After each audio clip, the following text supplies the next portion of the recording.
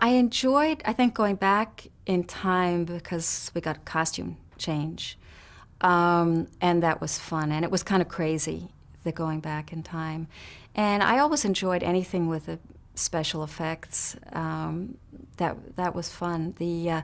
I think what I enjoyed the most is when we got to the end of the day and we'd gotten through it, because that was, one never knew how that was going to turn out. But the kind of fantasy of going back in time was fun.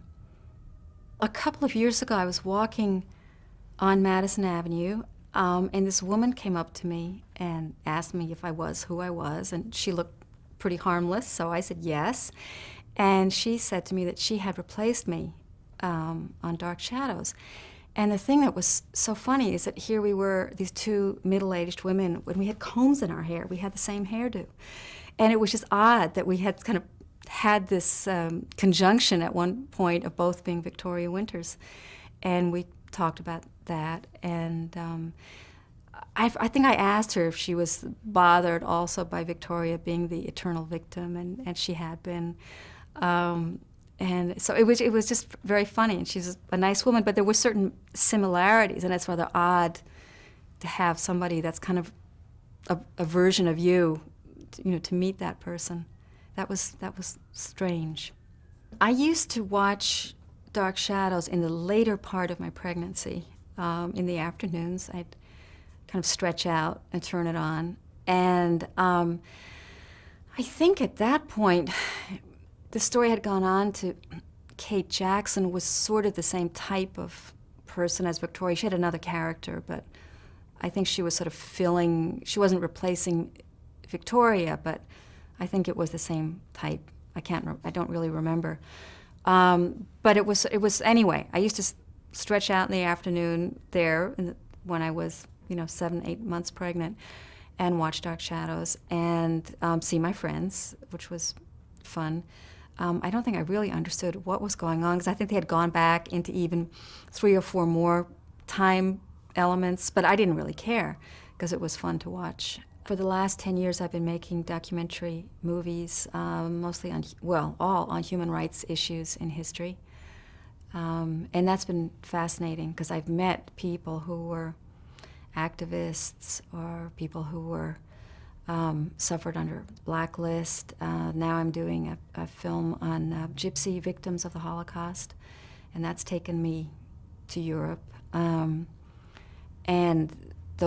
that's into a whole other world, of course. The gypsies are called Romani, and into their world. And learning, also trying to give a voice to people that don't necessarily have a voice, with the people that were blacklisted, and in this case, with the Romani, who are kind of left out of Holocaust history. So I'm on the other side of the camera, and I'm the one doing the interview. And the very interesting and wonderful part is in the editing room when you put the story together. And then, of course, the best part is when you're in a film festival or in a place, your press screening, and people are there and they care about the story that you're telling. After I left Dark Shadows, I really found my joy in life being a mother. And I had had a working mother, and so I was very, very grateful to have the opportunity, the luxury of being able to stay home and raise a child. And luckily I had a wonderful, wonderful child. It was a joy and easy to raise. And when he was older and he was in school, I went back a little bit acting. But it always conflicted with being a mother, because very often you'd get a job, you'd have to go out of town or something, and I didn't want to do that. So eventually I found work on production side in shows in New York, and then wound up at the Museum of Television and Radio working in curatorial, and then off, with a grown child and traveling all over the place making documentaries. I left Dark Shadows because I was pregnant, and that didn't seem a suitable position for Victoria to be in.